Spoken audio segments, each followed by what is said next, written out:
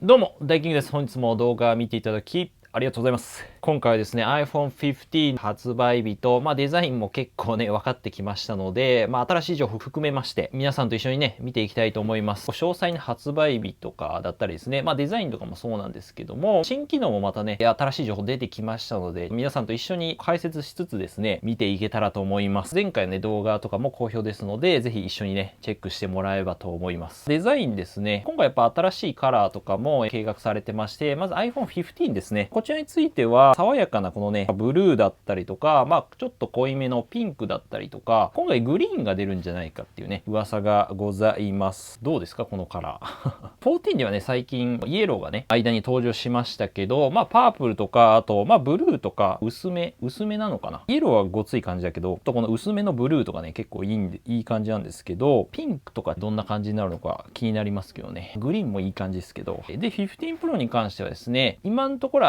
レッドか、ブルーかみたいなところが言われておりまして、ただ最近の話だとね、やっぱブルーなんじゃないかなっていう、濃厚とは言われてるんですが、個人的にはレッドが結構気になってはいるんですけども、全体的にこう丸みを帯びたデザインっていう形で、今回ステンレス素材からチタンに変わるんじゃないかって言われてます。チタニウムですね。なのでステンレスのギラギラ感よりはちょっとマットな感じにはなるんじゃないかなと言われてるんですが、エレガントなカラーですね。ブルーが濃厚な感じはするんですけどね。レッドが出てほしいんですけど、個人的には。14 Pro のね、結構ディープパープルとかも黒めな色なんで、エレガントな感じになるんじゃないかなと思いますが、このレッドモデル、レンダリング画像みたいなね、予想画像がございまして、これただなんか見た感じステンレス素材っぽいんだけども、レッドだったら多分こんな感じなんじゃないかなと思いますね。今回側面が後ほど紹介しますけども、ボタンとかがね、ミュートボタンがね、微妙に変わってます。変わってるのと、レッド結構いい感じですね、これ。おそらくこの端子がですね、USB-C に変わるんじゃないかっていうところで、あとカメラの出っ張りですね。これは結構さらに軍手、もう少しね、大きくなりそうな感じはしております。ただチタニウム使われると思うんで、もうちょっとこう、ギラつきを抑えられる感じはするんですけど、指紋とかがね、目立たなくなるんじゃないかなと期待してます。ただ出っ張りすごいですね。今回あとインカメラとかも、良くなるんじゃないかっていう話はあるんですけども、デザイン的にはこのベゼルの部分ですね、縁のこの黒いところ、画面の黒い縁のところベゼルっていうんですけど、iPhone 史上一番薄くなるんじゃないかっていう風に言われております。もうちょっとこれ多分ね、画像より薄くなるんじゃないかなって気はするんですけど、ただここに手間取ってて生産が遅れてるんじゃないかっていう噂もあるんですが、多分大丈夫な気がしますけどね。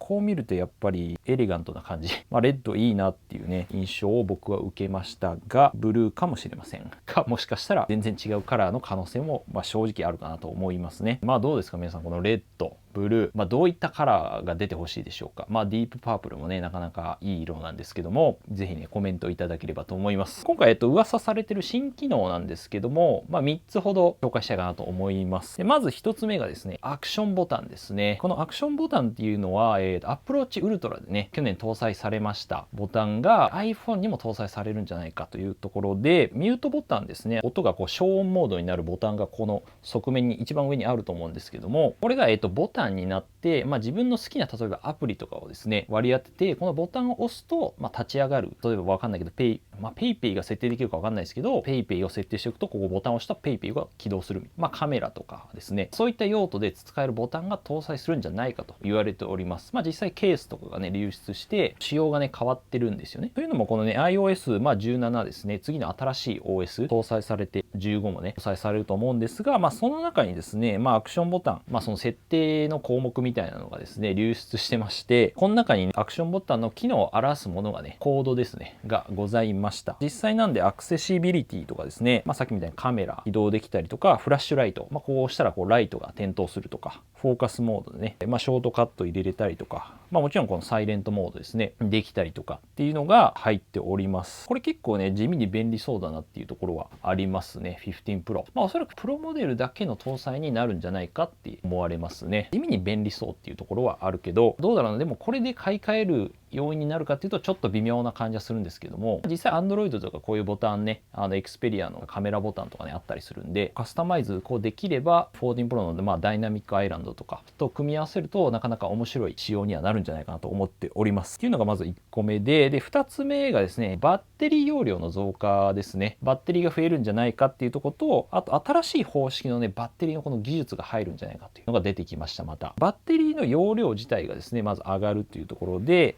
大体 10% から 15% 前後ぐらい容量が増えるので、単純にやっぱバッテリーの駆動時間、バッテリー持ちが上がるんじゃないかっていう。特にやっぱ14 Pro とかはですね、バッテリー持ちあんま良くないんですよね。前回レビュー動画でちょっと話してるんで、気になる方見てほしいんですけど、なんで容量的には大体3000。ただこの画素数なんか iPhone 15の方がいいんですけども、新しい技術として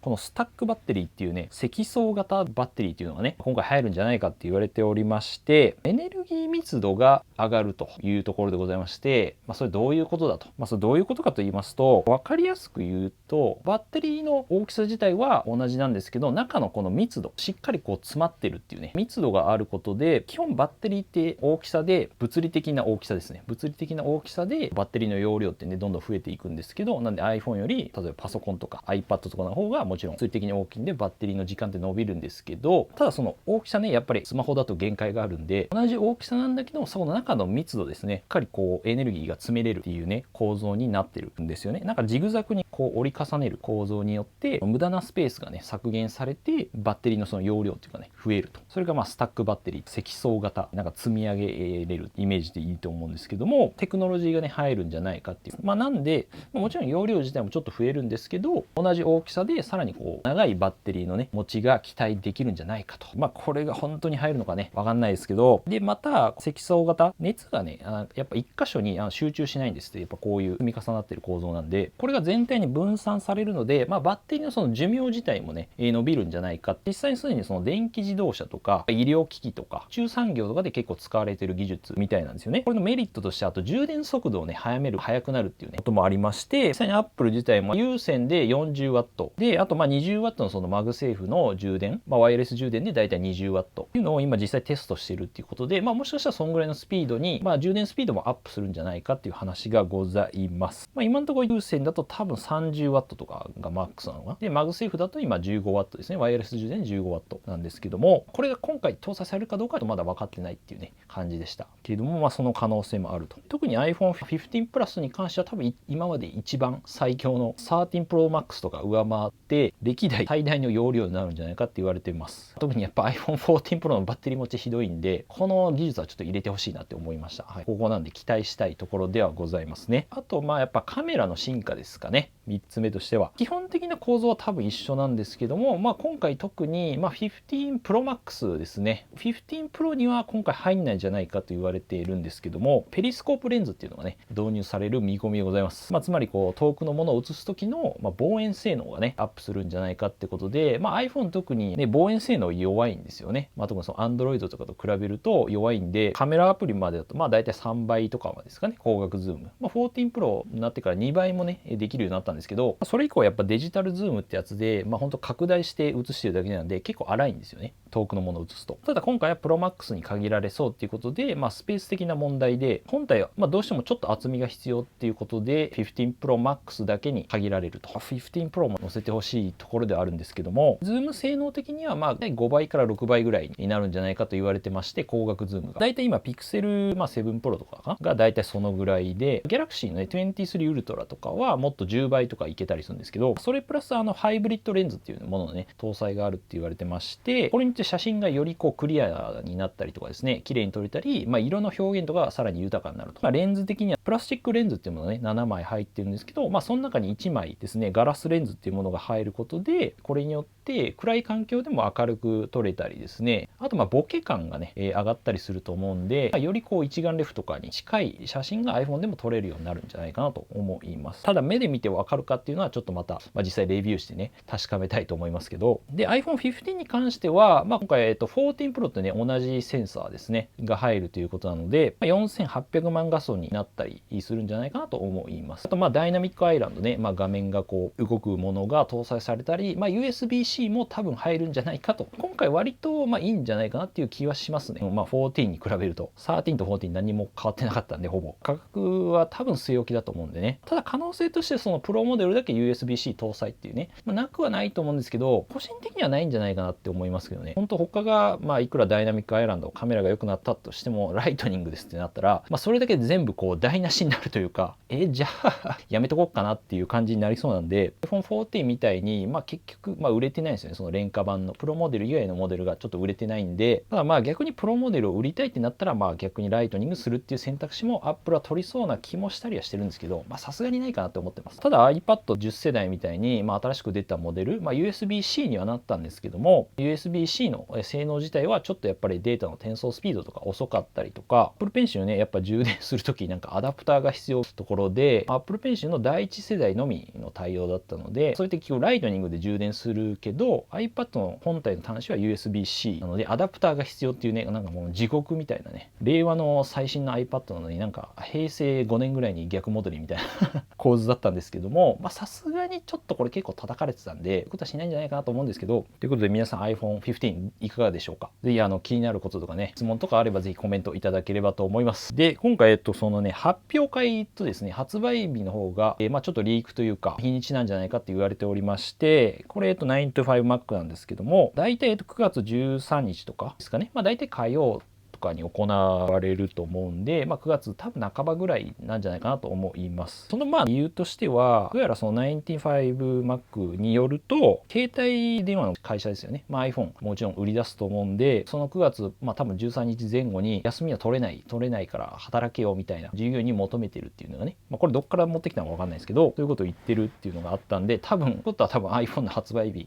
うか発表があるからなんじゃないかなっていうところを言っております。去年は一応9月前半の週だったんですけど、多分最初の週か半ばなんで、それぐらいなんじゃないかなと思います。9月なんで13とか、早くても9月6日とかになると思うんですけど、なんで13日とかに例えば発表会あった場合、大体その予約の注文っていうのはその週の金曜日になるので、9月なんで15日とかリアルなんかなっていう気がしますけどね。予約が9月15とかに始まって、その翌週に発売とかになるんじゃないかなと思います。もしかしたらモデルによっては去年ね14プラスとか1ヶ月後の発売リリースとかになったので、そういったことももしかしたらあるかもしれないんですけども、プラスモデルだけ後で発売っていう可能性はあるかもしれないです。価格に関してもですね、やっぱり値段の引き上げを検討してるんじゃないかっていうのがね、これ出てきまして、前々から多分上がるんじゃないかって言われてたんですけども、今回15 Pro ですね、特にプロモデル15 Pro Pro Max に関しては、これブルームバーグが報道してますけど、今アメリカで999ドルなんですよね。他の国では結構価格が、日本もそうですけど上がってたんですけど、アメリカの価格はずっと同じだったんですよ。999ドルで。ドルと円のレートがやっぱ上がってるんで、日本のね価格は上がってきたんですけど、そこもねアメリカの価格もついに100ドル上がると、1099ドルからになるんじゃないかっていうねことになってるので、ということは日本のやつも上がるんじゃないかなというどうですかねっていう可能性がございまして、これもね前回同様 iPhone マニアさんからね、これ引用ですけども、仮にじゃあ100ドル上がるとすると 128GB で、15 Pro だと16万円多分4800円とか、今が14万9800円ですかね確か。なので16万前後ぐらいにはなるんじゃないかなという気がします。はい。ただ、一番下の容量が128から 256GB、容量が倍になるかもっていう話もあるので、それだったらギリ検討の余地はありかなという感じはしますが、なんでプロマックスとかになると大体18万ぐらいの価格になってしまうので、本当 iPhone が20万円のね時代についに来たなという感じでございます。Apple Watch Ultra とかね出してますんで、完全に富裕層狙いというかね行くんじゃないかなっていう感じはしてまして、仮に200ドルとかね値上げ、プロマックスに関しては200ドルっていうね報道もあったりするので、そうなると本当にもう、このモデル200ドル値上げされた場合だと19万4800円とかいやーこれどうなのっていう感じがするんですけども、ほぼなんで日本でいうと本当初任給ね、新卒の初任給に近い価格になってしまうと iPhone まあそういう時代なのかなと。ちょっと高いなっていう気がするんですけど、ここまでちょっと上がってほしくないんですが、まあ実際そういう可能性もあるかなと思います。どうですか、皆さんこの価格をねちょっと見てもらってですね、どう思いましたか。ぜひねこちらもコメントをいただければと思います。どうですか、欲しいですか。一番よくねやっぱ質問いただくのは待つべきですかとか質問が多いんですけども、個人的には一応ね9月にも出るとは思うんで、毎年出てるんで一旦待ってみるのが一旦待ってみるっていうのが一番おすすめではあります。というのも新しいモデルが出ると、仮にじゃあ14 Pro 買うにしても価格が落ちますし、個人的にはねやっぱiPhone13 シリーズがですね、カメラと、特にそのバッテリー持ちの面で大きく変わったんですね。 iPhone12 から13でシリーズ、13のプロとか特になんですけど、ここが非常にコストパフォーマンスがね高いと思うんで、そこは結構、狙い目ではあるかなと思うんですけど、なんでそんな急いで14 Pro を買うのはそんなおすすめしないんで、正直もうバッテリー持ちちょっと微妙なところもあるんで、なんで一旦15様子見して、今から新しくするんだったらどうせ多分5年とかね使われる方多いじゃないですか。だったら多分15買った方がいいと思うんで、ね、もう多分1ヶ月も1ヶ月ぐらいでもう出ると思うんでね、一応概要欄にですねおすすめの iPhone とか、他の動画でも結構話したりしてるんで置いとくんでチェックしてもらえばと思います。あと iPhone14 Pro のね最近あと長期レビューもね上げたりしてるんで、これまた見てもらってですね検討してもらってもいいかなと思います。であとはこのアクセサリー類とか、マグセーフっていうね、磁石後ろでこうカチってね iPhone12 以降はね全部対応してるんで、こういったアクセサリーねでぜひこう便利にね使ってもらえばと思います。また iPhone15 出たらね新しいものとかも紹介しようと思いますので、一応 iPhone15 のね他の動画、まだ新しい情報出たらこう出していこうかなと思うんですけども、あとApple Watch とか、iPad あたりとかもね、噂があるんでまたちょっと動画上げていこうと思いますので、ぜひね気になる方はチャンネル登録お願いいたします。はい、この動画ね少しでも役に立ったなと思ったら高評価ですね、はい、お願いいたします。あとコメントお待ちしてます。ということでまた次回の動画でお会いしましょう。良い一日お過ごしください。じゃあまたねということで、めちゃくちゃ高くなりそうですが、僕はレビューします。頑張って。いやー高いな。